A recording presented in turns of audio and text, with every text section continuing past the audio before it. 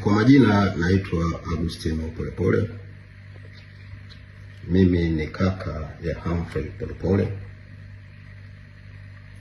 Humphrey Polepole ambaye majukumu yake ya mwisho alikuwa balozi wa Cuba,